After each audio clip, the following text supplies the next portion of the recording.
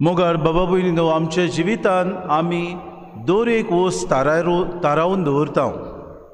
जावं आमी फुटबॉल खेळटा जाल्यार आमी फुटबॉलाच्या मैदानार आमी फुटबॉल खेळटा। आमी जेन्ना बाबा भयणीनो शिकूंक वेता तेन्ना आमी इस्कॉलांत वेता। आमी पिडेंत आसा तेन्ना आमी दुयेंत पडटा तेन्ना आमी क्लिनिकान वेता वो हॉस्पिटलांत आमी वेता। आमी तर एक तियात्र पळयतल्या आमी हॉलांत तियात्राच्या माटवांत वो तियात्राच्या हॉलांत वेता। आमी तो सिनेमा पळयता जाल्यार आमी सिनेमाच्या घरांत वेता, थंय आमी सिनेमा पळयता। आमी काजार लग्न करता जाल्यार लग्नाच्या वसरे आसा थंय वेडिंग हॉल्स म्हणटात थंय आमी वेता। दर एक वस्त आमच्या जिवितान आमी थारायता। आमी बाबा भयणीनो आमचे मागणें करता जाल्यार मागण्याच्या घरांत वेता वो देव मंदिरांत आमी म्हणटा इगोर्जेंत आमी मागणें करूंक वेता। आमच्या घरांत आमी मागणें करूंक वेता तेन्ना देवाचो ओसरो आमी म्हणटा जंय देव आमी दवरता थंय आमी मागणें करता। आमच्या घरांत जेन्ना बाबा भयणीनो कोणूय तर गॅस्ट आयली आमी तांकां पावणे म्हणटा, आमच्या घरांत आयले जाल्यार आमी तांकां ओसऱ्यान बसयता, आमी तांकां कुजनांत वो बेडरुमांत आमी बसयना। आमी रांदप करता तें आमच्या बेडरुमान आमी करिना, पूण आमी आमच्या किचनान आमचें रांदप करता। आमी बाबा भयणीनो कसलोय बरो वावर करता तेन्ना आमी न्हिदूंक वेता तेन्ना आमी आमच्या बेडरुमान वेता, आमी बेश्टे रस्त्यार न्हिदना। आमी कसली भासाभास करता जाल्यार एका हॉलांत आमी भितर सरता, थंय एकठांय जाता, आमी भासाभास करता। म्हणटच दर एक वस्त आमी एका जाग्याक थारायलेली आसा आनी हे जागे आमकां देवान दिल्यात।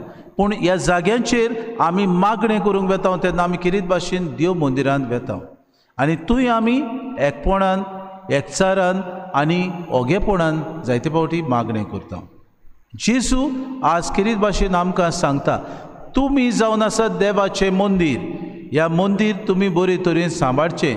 न्हंयचो भायलो घोणघोण जाता पळय तें मंदीर न्हय, पूण तुमचें मंदीर जें तुमच्या देवान तुमकां रचून ह्या काळजान दवरलां तें मंदीर बरे तरेन पातकां मेकळें तुमी सांबाळचें। मोगार बाबा भयणीनो, आयचें पयलें वाचप सुटकेच्या पुस्तकांतलें वाचप आमी घेतलां आनी थंय मोजेस केरीत भाशेन पोरजेक देवाचे 10 मांदामेंत दिता। ह्यो सुमूर्त कशे तरेन सांबाळचे तो सांगता। आमी जाणा देवाचे 5 पुस्तक तोरा आमी आसलेत, थंय किरीत भाशेन हे उपदेश सांबाळूंक तेणें बरोवन आसलेले। जुदेवानी जसो काल बोलांटलो तशें 613 आनीक तांणी कायदे थंय बाबा भयणीनो आटापले आनी हे कायदे आपल्या जिवितान ते जियेताले। जेजू जेन्ना आयलो तेन्ना जेजू किरीत भाशेन ह्या कायद्यांक गुलाम जायना जावंक किरीत भाशेन तांकां प्रवचन करतालो। कायद्याचे गुलाम न्हय, पूण खऱ्या मनान खरे भक्तीन आमी हे कायदे पाळूंक जेजू तांकां शिकोवन दितालो। आनी दुसरे सुमूर्तीन बूक ऑफ ड्युट्रॉनॉमी हातून 2 व्हड कायदे ते संक्षेप करून जेजू म्हणटा, सर्वेस्परा तुज्या देवाक सगल्या तुज्या काळजान, सगल्या तुज्या मनान, सगल्या तुज्या बोडान तुवें मोग करचो। आनी दुसरो थंय आसा उपदेश तो म्हणटा, तुजो मोग करताय तसो तुज्या पेल्याचो करचो। हे 2 आज्ञा तर आमी बरे तरेन आमच्या जिवितान सांबाळीत जाल्यार सगल्यो आमी उपदेश जे देवान दिल्यात त्यो आमी पाळूंक पावतले अशें जेजू शिकयता। आयचें दुसरें वाचप बाबा भयणीनो, बागेवन पावलो कोरींतकारांक बरोवन आपले चिठीन सांगता। तो म्हणटा, आमी सगलीं ह्या संवसारांत जियेता ती क्रिस्ताक आमी परगटूंक गरज।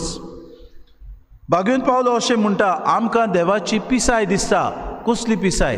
की जेजू खुर्सार मेलो आनी आमकां खुर्सार मरून ताणें सोडवून हाडली। मनशा मुखार, मनशाचे जाणवाये मुखार ही पिशेपण कित्याक जाय? देवाचो पूत जावन तो खुर्सार मेलो हें आमच्या मनान आटापूंक जायना आमच्या, पूण खरेंच जेजू आमच्या पातकां खातीर आमकां सोडवून दिवचे खातीर तो खुर्सार मेलो। म्हणटकूच बागेवन पावलो आपल्या बरोवपान अशें म्हणटा, मनशाची देवाची पिसाय दिसता ती जावन आसा मनशाचे जाणवाये परस अदीक शाणेपण, आनी जें कितें देवाची असोक्ताय दिसता तें मनशाच्या बोडा परस अदीक बोलिश्ट। देवाची असोक्ताय कितें बाबा भयणीनो? देव आमचो मोग करता, आमच्या मोगा विरीत देवाच्यान रावूंक जायना, ही जावन आसा देवाची असोकताय आनी हाका लागून ही असोकतायेक लागून देवान आपल्या एकल्याच पुताक आमच्या मोगा खातीर ताणें ह्या संवसारान धाडलो. आयचे शुभ वर्तमान आमी पळयता. जोवाचे शुभ वर्तमानांत पयले पावटी आमकां जेजू तिडटा, जेजू रागाबोरीस जाता तें आमकां आयकूंक येता. जेजूच्या आख्या कार्यांत आमी पळयता केन्नाच तो हांसोना, केन्नाच तो बरे भाशेन आमकां आमुर्को कसो दिसना अशें आमकां आयकूंक येता. सगळे पावटी मागण्यांत आसा, सगळे पावटी सिरियस, सगळे पावटी जेजूक पर्सनॅलिटी नासली काय. जेजू आमचे भाशेन मनीस न्हय आसलो, वय आसलो बाबा बीन, ताका राग येनासलो, येतालो. आनी हें आमकां सिद्ध जाता आयच्या शुभ वर्तमानांत. जेजू जेन्ना देव मंदिरांत आयलो ताणें पळयलें थंय बैल, शेडयो आनी पारवे विकताले आनी हे सगळे सावकार आपल्या वेपाराचो धंदो कसो हे देव मंदिरांत भितर करताले. हें पळोवन बाबा भयणो जेजू तिडलो आनी ताणें दोरयेची एक सोयती घेवन सगळे मांड तांचे उमती मारले, पयशे शिंवरायले आनी तांकां धांवडायले. कित्याक गाय जेजून अशें केलें? कित्याक देवाचें घर पवित्र जावन आसलें. हे देवाच्या मंदिराक ताचो सगळो अधिकार ताका आसलो. देखून जेजू दाखोवंक सोदता देवाचें मंदिर पवित्र आमी सांबाळूंक गरज. हाचेहून पवित्र तुमी जावन आसात. म्हणटच तुमी जोण एकलो देवान आपलें मंदिर कशें रचलां तें पवित्रपणान तुमी सांबाळूंक गरज. बाबा भयणो, आयची वाचपां आमी घेतली जाल्यार कशीं आमी वाचपां आमच्या जिविताक लायतल्यो? 3 तरेनी वाचपां आमच्या जिवितान आमी लावंक जाता. पयले सुवातेर आमच्या उलोवपान आमी देवाचें मंदिर कशें जाता तें आमकां विचार करुया. देवान आमकां जीब दिल्या, देवान आमकां जाणवाय दिल्या, देवान आमकां सगळें बरें आसा तें उलोवंक आमकां ताणें हे जिबेंतल्यान आमकां उचारूंक बोड दिलां. बाबा भयणो, आमी कशे तरेन ही जाणवाय देवाची आमचे जिबेंतल्यान वापरतांव जाय. बरें आसा तें आमी उलयता वो वायट आसा तें आमी उलयता. बरें आसा तें आमी उच्चारता वो वायट गाडयांनी आमी दुसऱ्यांक पाचारता. बरें आसा तें दुसऱ्यांची आमी तोखणाय करता वो वायट उतरांनी वायट पाचारून देवाक आनी आमच्या पेल्याक आमी खाला उडयता. आमकां विचार करुया. दुसरे सुवातेर भाव भयणो, कशे तरेन आमी दुसऱ्यांचो मान आनी रेस्पेद सांबाळटा आमच्या उतरा वरवीं. आमी दुसऱ्यांचो मान आनी रेस्पेद खाला उडयता, दुसऱ्यांक आमी किकोन करता, दुसऱ्यांक जो तांचो अधिकार आसा तो आमी माड्डून उडयता आमच्या उतरा वरवीं, जाल्यार आज आमकां विचार करुया. दुसरे सुवातेर बाबा भयणीनो, देवाचें मंदिर आमी जाल्यार आमच्या न्हेसपा वरवीं आमी कशें देवाचें मंदिर कशें जियेता. आयज काल आमचें न्हेसप कशे तरेन आमी न्हेसता तें आमकांच विचार करुया. न्हय चेडवां, आमी जायते फावटी चेडवांक बोटां दाखयता आनी म्हणटात बायलो आनी चेडवां बेमर्यादेचे न्हेसतात. आयज काल दादले बेमर्यादेचे न्हेसतात. आमी सगळे बाबा भयणीनो देवाक मानता तशें आमची कूड सांबाळूंक गरज.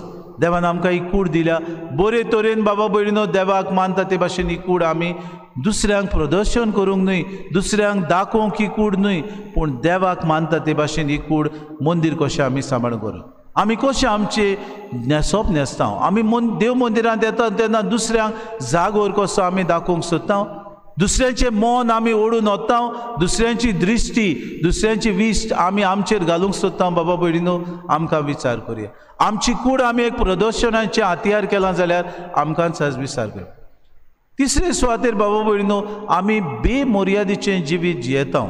आमी जायते फावटी आमच्या ह्या आधुनीक काळांत लिव्ह इन रिलेशनशीप म्हूण हातूंत आमी बाबा भयणीनो जियेता. आमी पोजडी चलचित्रां पळयता. आमी एकामेका सवें बाबा भयणीनो वायट दुरुपयोग करता. काजारी जावनूय आमचो संबंद, आमचें लिंग दुसऱ्या सवें आमी सांबाळटा. आंकवाऱ्या सवें, दुसऱ्या काजारी बायलां सवें, दादल्या सवें आमी सांबाळटा.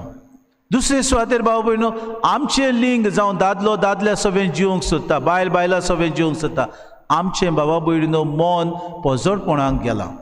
आमी बाबा भयणीनो हें बेमर्यादेचें जिवीत जियेता तेन्ना आमकां देवान जें मंदिर कशें सांबाळूंक दिलां तें बाबा भयणीनो आमी बोश्टायता.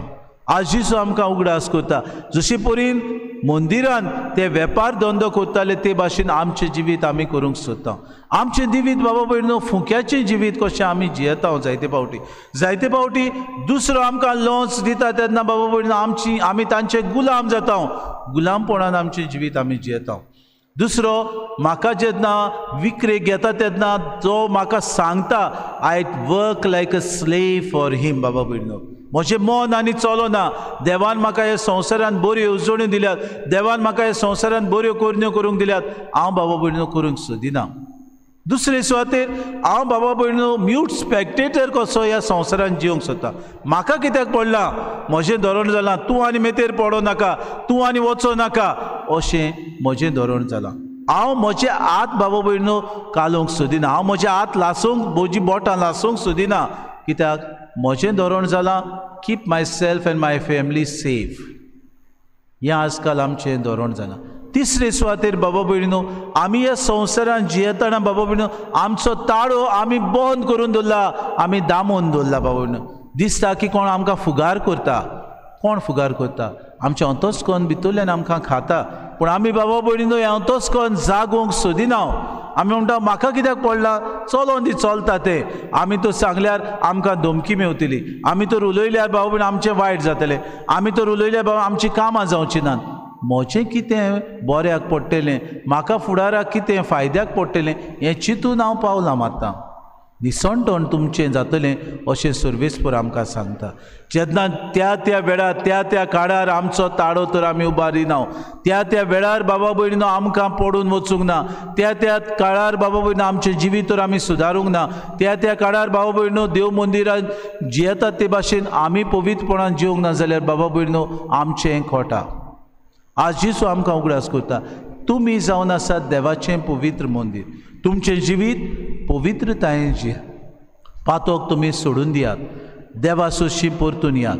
पातकी जिविताक नपयत जायात. आमी कितें उलयता तें पयलें बाबा मर्यादेन उलोवया. दुसऱ्याक मान रेस्पेद दिवंक आमी वावरया. दुसऱ्याक बरे तरेन बऱ्या उतरांनी आमी पाचारुया. न्हय गेट आवट, न्हय हांगासरलो भायर वच, you are nobody, you are nothing, असलीं उतरां आमी पाचारची न्हय. दुसरे सुवातेर आमचें नेसण बाबा भयणीनो बरें जावं दी. तिसरे सुवातेर आमचें जिवीत देवाक मानता तसलें आमी जिवंक वावरुया. आनी आमच्यो कुरण्यो सगल्यो देवाचें मंदीर कशें आमी ह्या संवसारान जियेतना अदीक आनी अदीक देवाक पुर्ती कशें जिवंक आमकां सगल्यांक आयचेच दिसा न्हय पूण ह्या आख्या कोरेजमाच्या काळान आमचें जिवीत नवसरूंक कृपा आनी बोड मागून घेवया.